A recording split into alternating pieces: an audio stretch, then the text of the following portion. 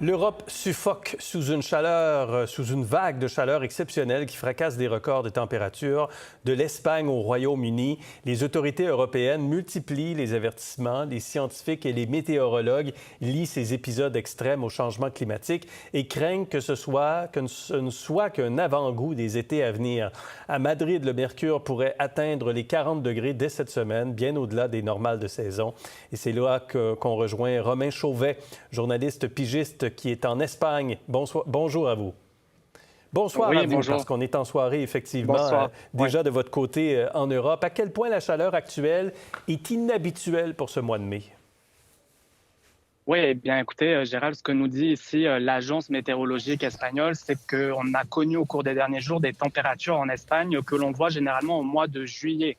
Alors, ça vous donne un petit peu un ordre d'idée de cette chaleur qu'on connaît depuis plusieurs jours en Espagne. Et la mauvaise nouvelle dans tout ça, c'est que ça va s'accentuer en Espagne dans les prochains jours. On pourrait atteindre les 40 degrés Celsius, voire même les dépasser dans certains secteurs. Imaginez, on parle vraiment du sud de l'Espagne, où on pourrait dépasser les 40 degrés dans les prochains jours. Alors évidemment, les autorités ici sont en alerte pour sensibiliser la population. On veut éviter en fait ce qu'on voit du côté de la France, des décès à la suite de ces fortes chaleurs, même si au cours des derniers jours, il y a par exemple une fillette de 2 ans qui avait été laissée en pleine chaleur dans un véhicule et qui est malheureusement décédée. Et puis l'autre crainte, Gérald, je vous dirais également ici, c'est les incendies, parce qu'on a connu l'été dernier ici des incendies historiques, records, vraiment des incendies immenses qui ont fait d'ailleurs plusieurs victimes. Et on a déjà, à l'heure où l'on se parle ce soir, un incendie assez important dans le sud de l'Espagne, en Andalousie.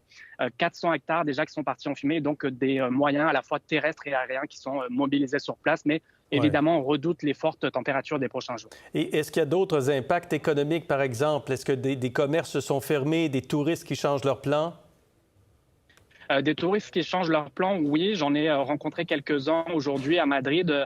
Ils me disaient, écoutez, avec ces fortes chaleurs, on essaye de changer les plans l'après-midi, donc d'aller dans des centres commerciaux, d'aller dans des musées avec l'air climatisé, des touristes qui voyageaient notamment ici à Madrid avec des enfants, avec de 2, 3, 4 ans. Donc évidemment, il faut les protéger, les hydrater. Alors oui, les touristes adaptent leur plan. Je vous dirais encore plus, Gérald, dans le sud de l'Espagne, parce que vous savez, l'Andalousie, c'est une région où il fait déjà en temps normal extrêmement chaud.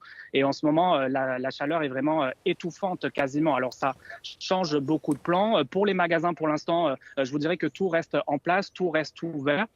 Mais on voit quand même les gens qui adaptent les horaires de travail. Donc les gens qui démarrent leur journée de travail beaucoup plus tôt, vers 7, 8 heures, pour la terminer vers 14 heures, 15 heures, et ainsi éviter les heures les plus chaudes de la journée qui sont en après-midi, fin d'après-midi en Espagne. Donc ne pas travailler. On pense surtout aux travailleurs en extérieur, ceux dans la construction évidemment qui donc, on veut les protéger face à ces chaleurs qui sont quand même inhabituelles pour la saison ici en Espagne. Est-ce qu'il y a des avertissements particuliers qui ont été lancés par les autorités face à ces températures qui sont prévues, avec une inquiétude particulière, je présume, bien sûr, pour les personnes vulnérables?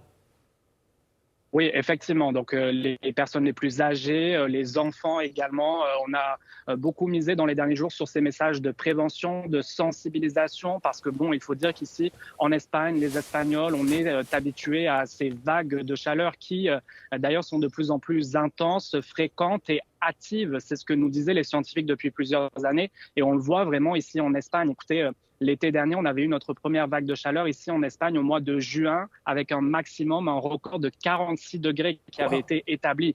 Donc, quand même, cette sensibilisation, elle est très forte en Espagne. Les gens ont vraiment l'impression que tout ce qu'on entend, et c'est concret, si vous voulez, en quelque sorte, c'est la nouvelle réalité. Alors, on essaye de s'adapter. Je vous parle en ce moment en direct d'un parc.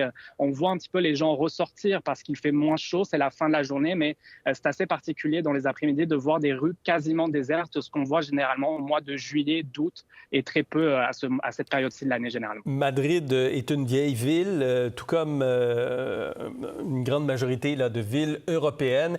Est-ce que l'âge des infrastructures a un effet sur l'adaptation à la chaleur?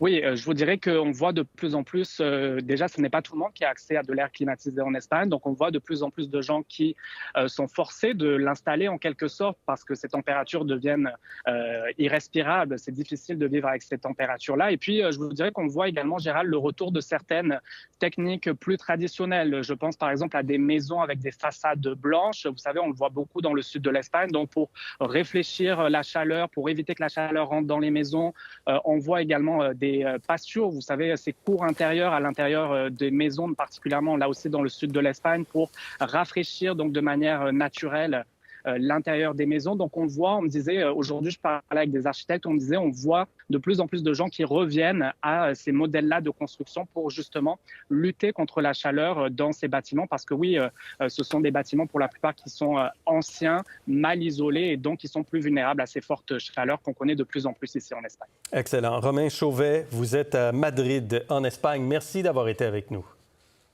Plaisir. Au revoir.